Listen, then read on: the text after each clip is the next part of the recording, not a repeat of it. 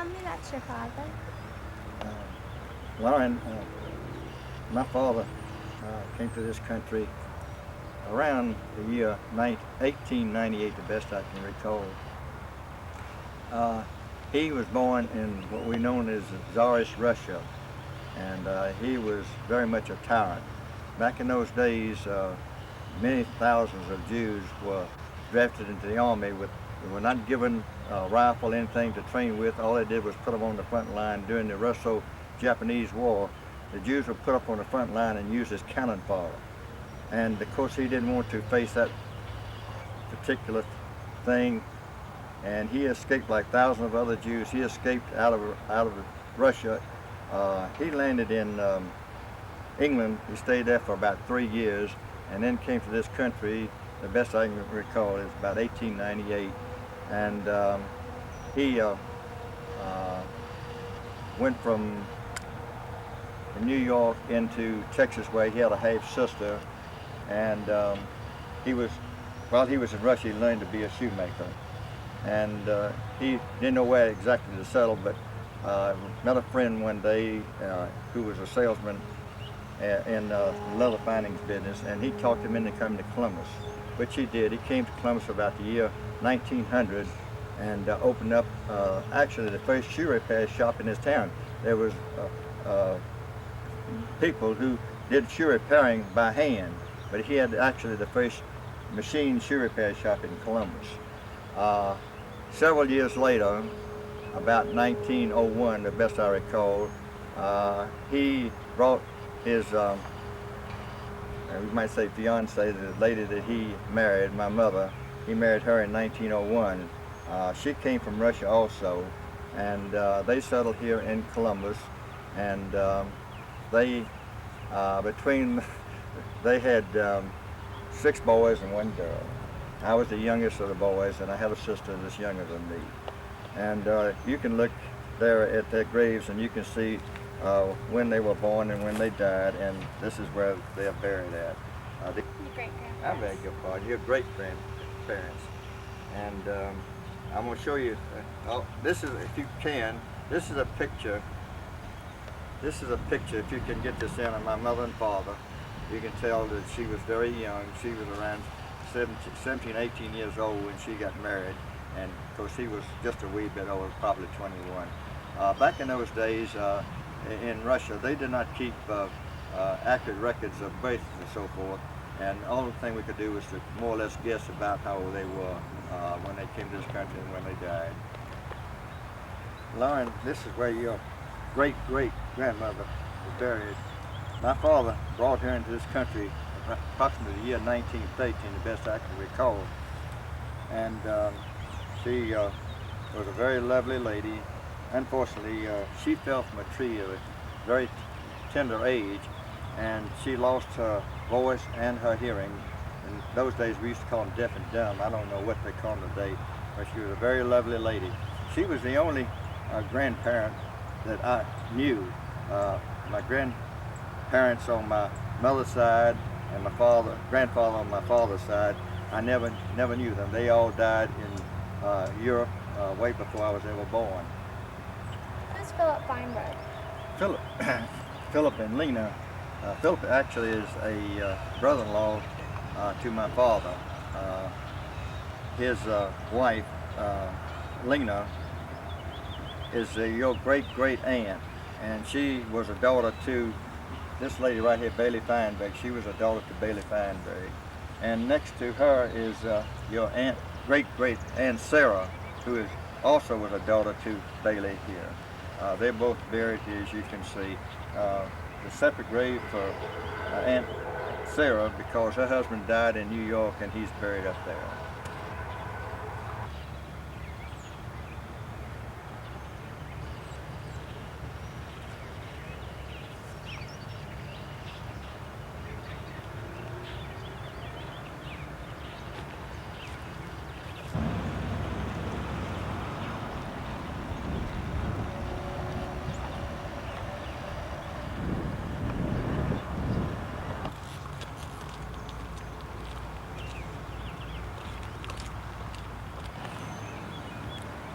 significance of this piece of land? Lauren, used to be a house on this lot here. This is where I was born at. I was born in 1913. Back in those days, most of the infants in those days were born in homes. Although there was a hospital here, it was not very much of a hospital, and many families had what we call a midwife that helped the mother have the child born. In our case, we had a doctor, and he was in a horse and buggy. And all I can remember is my mother telling me about my sister when she was born. The doctor came down here, and he sat around for several hours until she was born. And then he got dressed in a hurry. He had to hurry to his daughter's wedding, which was in a church about 5 or 6 blocks right up the road here. And she used to enjoy telling me about that particular story. I lived here until I was 6 years old. And from there, I moved up on the next block up there. The building there the home there has been torn down. But I lived there for the next 25 years until I went in the Army in World War II. Across the street over there is this old 7th Street school. It's not used anymore. But I went all the way through grammar school, and that school right across the street from kindergarten all the way through the 7th grade, and from there on into high school. What kind of classes were taught at the school? What kind of classes? Yeah. Oh, the usual. What kind of classes did you take at the school? Lauren, we had the same classes, probably the same as y'all do. Only thing is, you're more advanced than we were back in those days. We learned the 3 R's, arithmetic, writing, and what's the other one? We said writing and arithmetic, and what else? What classes did you have? Lauren, we had like the same thing you have today, only you're a lot more advanced than what we were back in those days. We had the usual classes of reading, writing, and arithmetic. I know when I went into the 1st grade, I didn't even know how to write my own name at that time. We just wasn't advanced as much as you are today. I've noticed that very much so when I go to visit my grandchildren. By the time they're 3 or 4 years old, they already know the ABCs and how to write their name. They have really advanced quite a bit since my day. What were the teachers like? Oh, the teachers for the most part were fairly well. I had several that were just plain wonderful, and I had 1 or 2 that I used to think were real mean, but I got through. I didn't have many problems. We had very little problem with discipline. I would say 99% of the kids who went to school were disciplined children. The teachers really had no problems with them at all. And I remember vaguely on several occasions the teacher was allowed to do this, the principal rather. She was allowed to spank a child if they misbehaved. They did something that shouldn't have been done, and they had the permission of the parents to do so. And I remember very much several kids being spanked, and they were doing a little crying, but they learned their lesson. And then back behind here, what else did you ask me? Something about my brothers? How many people lived in the house? How many? My whole family lived here. I had 5 brothers and my sister, and my mother and father, of course. And we used to squeeze in somehow or another. And of course, I can remember very much the hand-me-downs that I had to wear through the years. Back in those days, people were not wealthy, anything like that, and any clothes that was left over from one brother went down to the next brother. And I had a lot of hand-me-downs to wear through those days. How many rooms were there in the house? I really don't remember. I honestly don't. I just know it was enough there to hold us all in it, so to speak. What did you do for entertainment? Lauren, back in those days, if you knew how to play a piano, that was one of the few things we had as far as entertainment was concerned, other than the phonograph. And one of those kind that you wind and put a 78 record on, yeah. That was about the only thing in the way of music that there was. On Sundays, we had one lady up on the next block there that used to play a piano, and every Sunday we used to get around the piano and sing songs. We had a music book and what have you, and that was one of the things we had for entertainment. You see the sidewalk right here? Back in those days, we had skates, the metal type of skates, not these wooden ones like you got today. And I've skated many a time all the way up and down this sidewalk. In fact, it sort of reminds me, I'm looking at all these cracks in this sidewalk here. Makes me think of how many times we skated and jumped up and down on this sidewalk. We had a lot of fun. It was one way that kept us entertained. Only other thing that I can tell you is that we go out on a picnic, especially on a Sunday. We used to go out to only 3 or 4 miles out. We were able to have a park. We had a park. We'd go picnicking. And as far as radios and things of that nature, it was about 19. I would say about 1920, about 23 or 1924, that my brother learned how to make a radio. Radios were not very plentiful in those days because they were just beginning. And the radio that my brother had built with the help of a technician, the only way you could hear through it was through earphones. And I still remember, this is way before your time, the heavyweight champion of the world back in those days was a fellow named Jack Dempsey. And on this particular night that we were listening in, he was fighting a fellow named Gene Tunney. And Gene Tunney beat him for the championship of the world that particular night. We all stood around as I remember which one of my brothers was, had the headphones on, and he was telling us blow by blow detail of that fight. That's the way we used to listen to fight back in those days. Announcer would tell you from blow by blow of what round it was coming up, and you could hear all the noises in the background. It was very, very exciting. How much did different things cost? Oh, back in those days, they make fun of me when I tell about the days back then and what you have today. For instance, an ice cream cone that cost you $1.25 a day cost a nickel. Coca-Cola, a nickel. Today it's 50 to 75 cents. Used to buy an automobile for $750 a day, cost you $17,500. Used to buy a good pair of shoes for $2 or $3, something like that. The same shoes today are $40, $50, $60. It's a loaf of bread was a nickel, a quart of milk was a dime, a dozen eggs was 15 cents. Those are just a few of the things. Of course, back in those days, our salaries working in a store or whatever, a factory or whatever, your salaries were very, very low. My first job in a junkyard was $5 a week. That was 6 days a week. So I'll give you an idea of what things cost. Movie picture back in those days was a dime, 15 cents. That's all you paid for to see a movie. I remember Gone with the Wind when it first came out. It was 1939.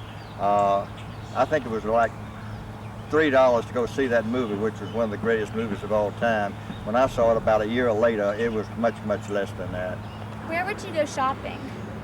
Lauren, right there, this is about a half a block away. Over there was a grocery store. And back in those days, you didn't have self-waiting markets like you've got today, like you go into an A&P or Kroger or whatever and pick up the things you want and then go through a counter. Back in those days, you went in the grocery store, there was somebody that would wait on you, and they would get the items that you wanted. For instance, if you wanted a pound of sugar, a pound or whatever, they would have to put it in a bag for you. Back in those days, we didn't have refrigeration. We had what we call ice boxes. And in those days, you couldn't buy frozen foods and anything. They'd spoil overnight because you didn't have refrigeration like you have today. We used to buy, like, say, a pound of meat. You had to use it the next day or else it would spoil on you. So you didn't go out and shop the way you do today, and knowing that you can take everything and put it in the refrigerator and know it's fresh 3 or 4 or 5 or 6 days later. It's something that you had to keep just overnight and use it the next day. Then on top of it, you didn't have all the canned goods and one thing that you have today. You have ever so big a variety of things than we had back in those days.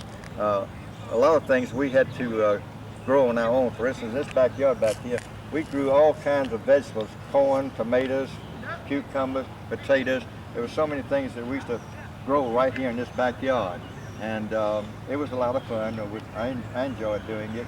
And on top of it, my mother owned a cow, believe it or not. I used to churn milk, used to make buttermilk.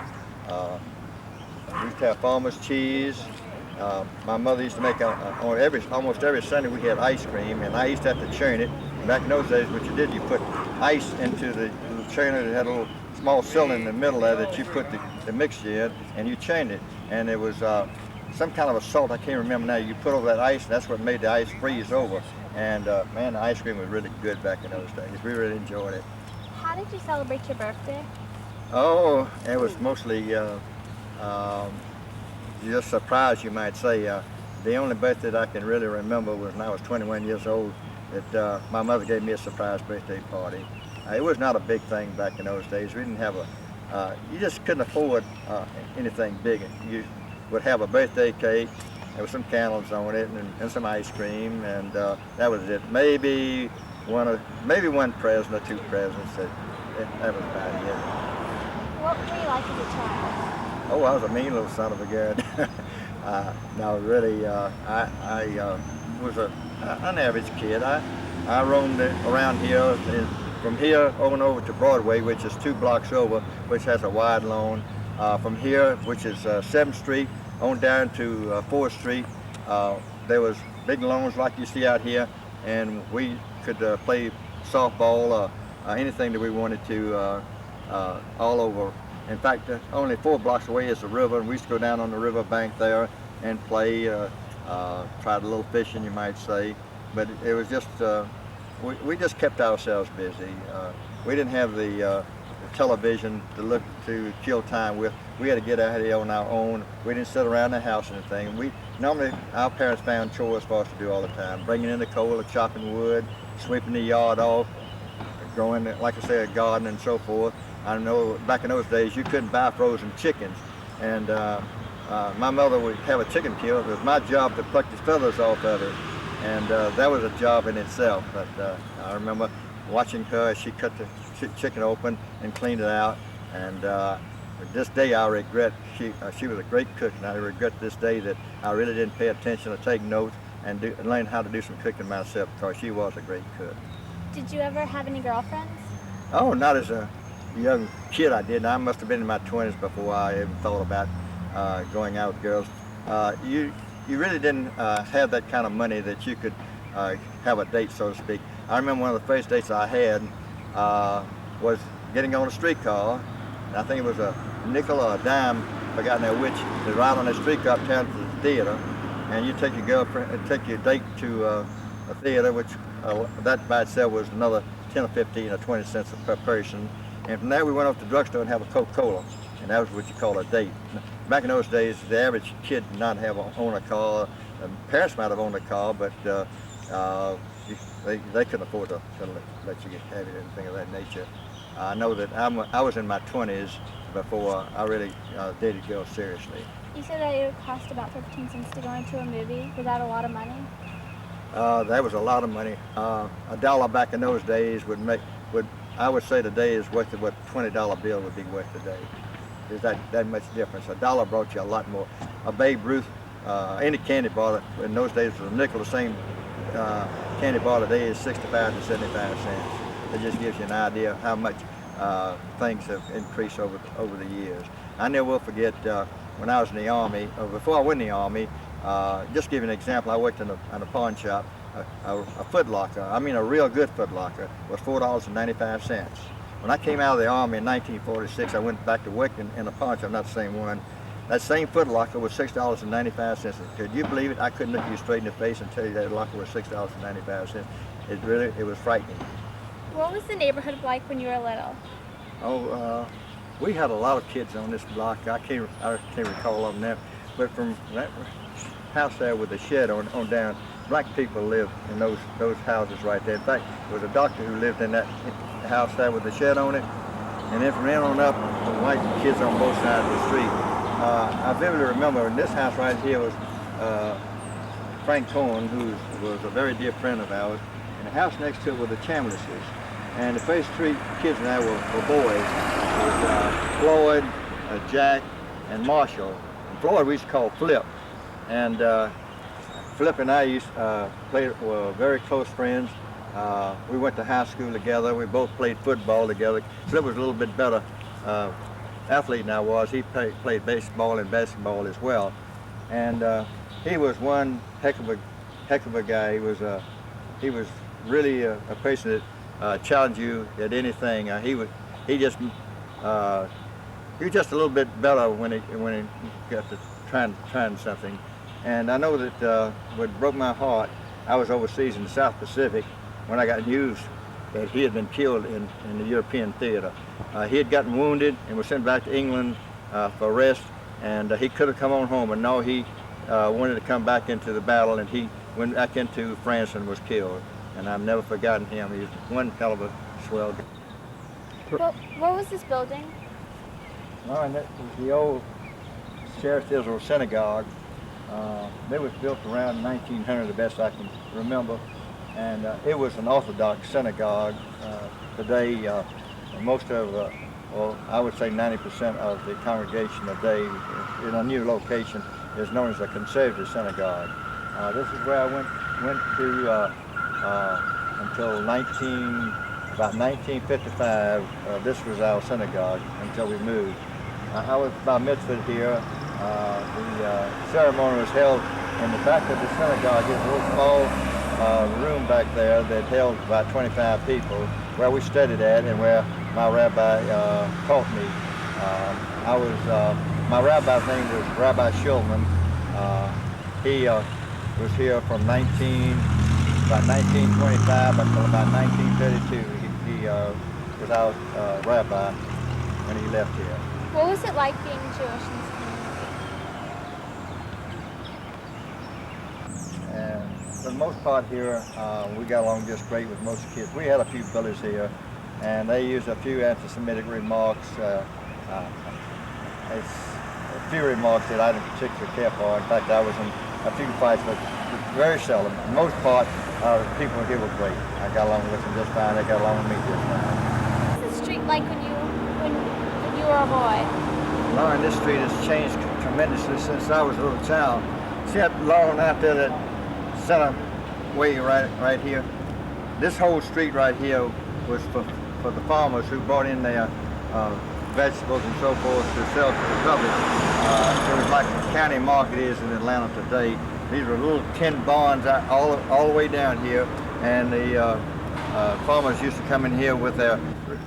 When I talk about this street here, I must tell you that right behind me is I opened up my pawn shop after the war was over with. I came here and opened this pawn shop up.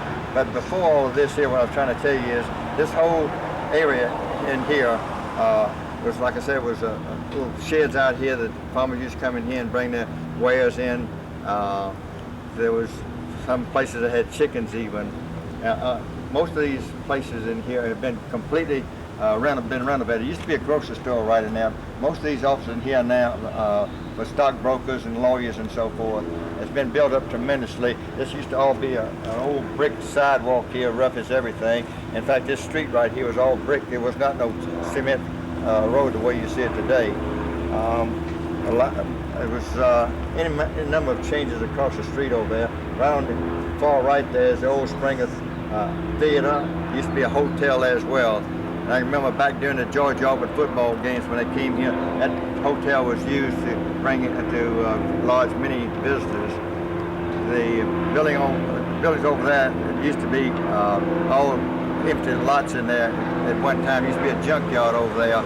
It's been built up tremendously in the last 30, 40 years. A person from the 1900s would not recognize this street at all for what it is today. And like I say, when I came out of the Army and I moved in here, my father was already here with a insurance repair shop, and I eventually converted it into a pawn shop.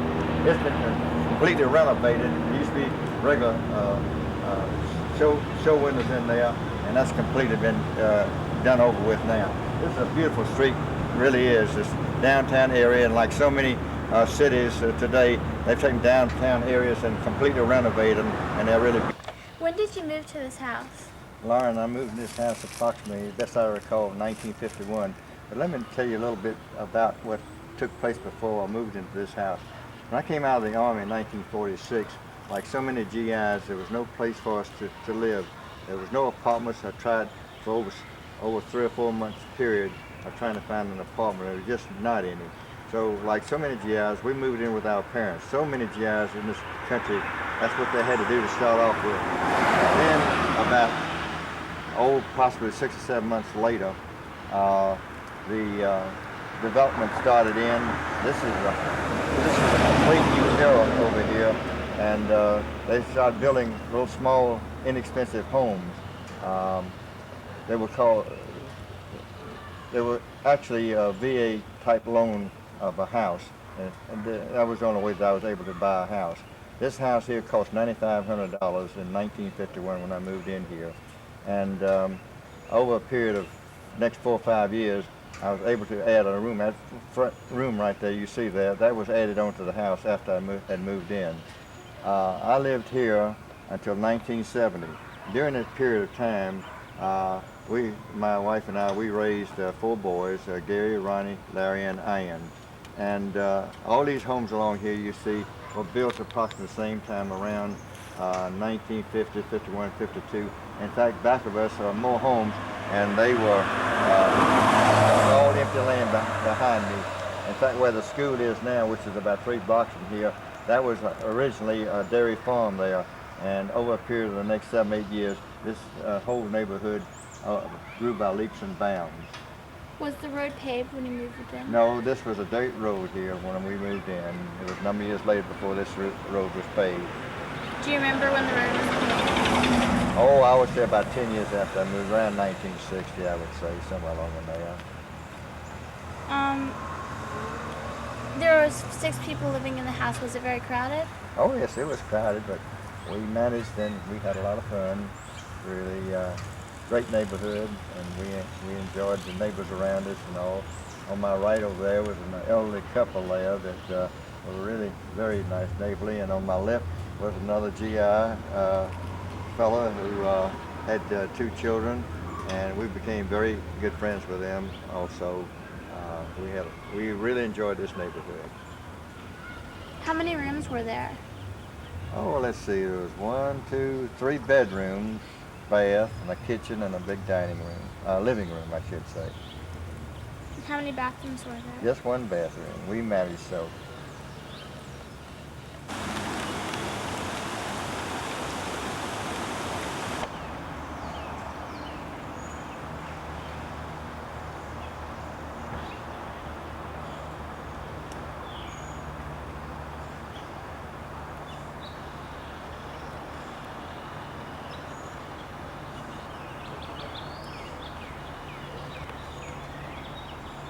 When did you move into this house?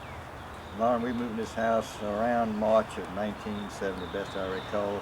The house wasn't quite completed, and it seems to me vaguely that we moved in around March or April, and we needed a larger home, and your grandmother and Ian, my youngest son, they were riding around and they spotted this house, and my youngest son Ian, he fell in love with this place. It has a little creek bed over there, if you would notice, and he was just intrigued by this place, and it was a 1, 2, 3 thing. This is what they wanted, and it was fine with me. We've enjoyed the last 24 years here, and we've made a lot of changes. Of course, we enlarged downstairs, and of course you can see all the greenery around here, which over the years we planted, and it's really been wonderful here. We have wonderful neighbors across the street. People across the street there, he's an old farmer, you might say, and they've taught me a lot about planting and one thing and another. They plant a lot of tomatoes, cucumbers, and things of that sort, and they've been very helpful to me in trying to keep my yard up. And of course, next door is a very lovely lady, Miss Weekly, and we enjoy her company very much. That's about it, I should say.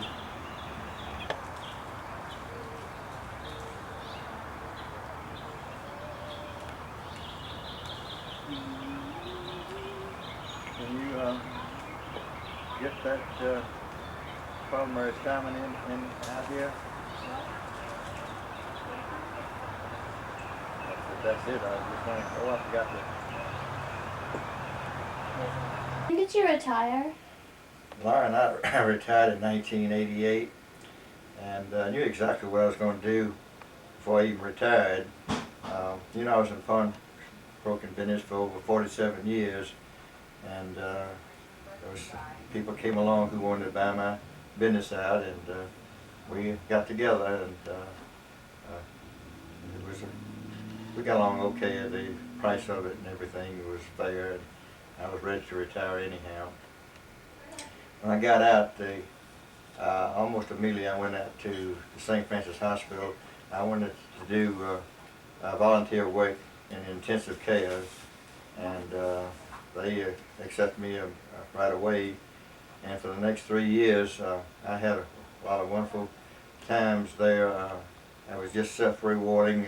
Had a good feeling of looking after people, running errands, and one thing or another in intensive care. They kept me pretty busy. In fact, this particular hospital, they did open heart surgery. There was hardly a day went by that I had to run down to Central Supply and into the drug area and get all the various necessary things that they would need in intensive care. And after 3 years, I had to have a minor operation on my knee. Unfortunately, the operation turned into a staph infection, which made me disabled. I spent 3 weeks in the hospital. I had 6 months of therapy, and I was on crutches for quite a while.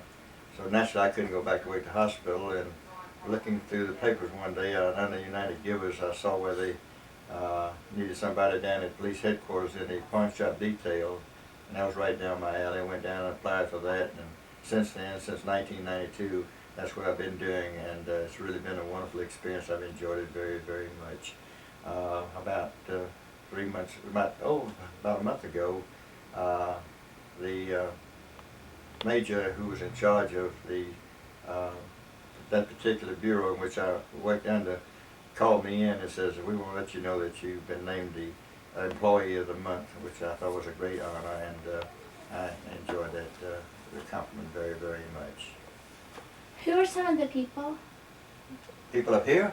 Yeah. Oh, good golly. Just a few of them. One of my dear friends is, what